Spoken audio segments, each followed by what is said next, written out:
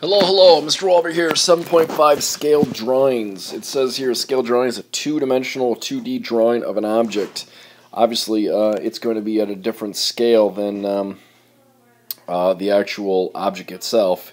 I'll give you an example here of house plans. Obviously, you're not going to draw a house to the exact same size of what the house is.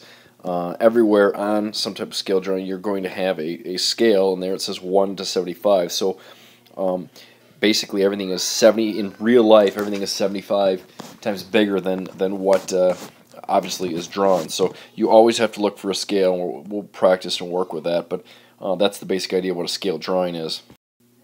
A scale model is a 3D model of an object. I stuck with the theme of houses. Obviously, here's a picture of a scale model of a house. Maybe you've built a model airplane, a model car, any kind of object that's three-dimensional now. It's considered a scale model.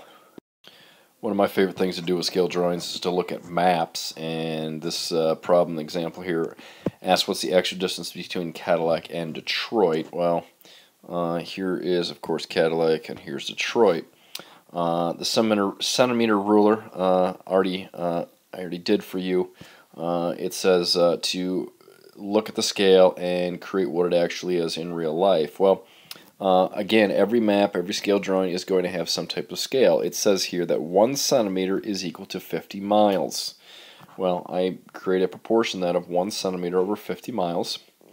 The map distance here is 35 centimeters over d miles. Now, we have to always remember apples to apples, centimeters to centimeters, miles to miles. So are we comparing the right things?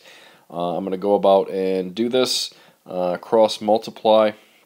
Obviously 1d, so whatever I multiply this, it's going to give me the answer. So I'm going to multiply 50 times the 3.5, and that gets me 175, and that of course we have to label is miles, because that's what we're talking about here.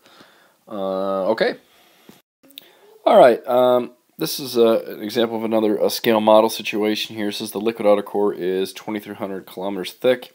Scale model layers has a scale of 1 inch to 500 kilometers. How thick is the liquid outer core on a model? Obviously, here's our scale.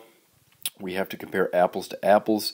If 1 inch to 500 kilometers is our scale, how many inches would the model be if the thickness is actually 2,300 kilometers? We know how to solve proportions. We want to cross multiply. When I go about doing that, excuse me, I'm going to get 500x equals 1 times 2,300 would just be the 2,300. So I'm going to divide by 500 on both sides. And when I do that, I will get 4.6. It is extremely important that we label here, please. You got to get in a good habit of that. You will lose points if you do not.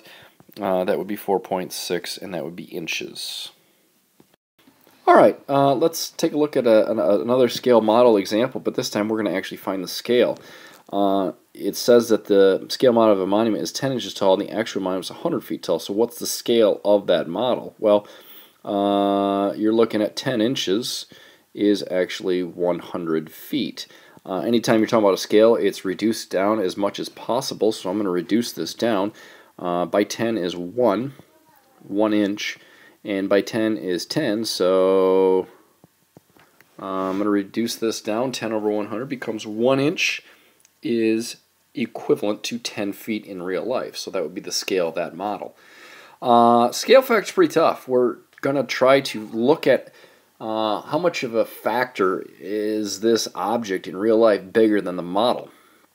Not exact, like 1 inch on the model means it's 10 feet, but how much bigger of an object is the real object than the model itself. Kind of confusing, but hope you followed that.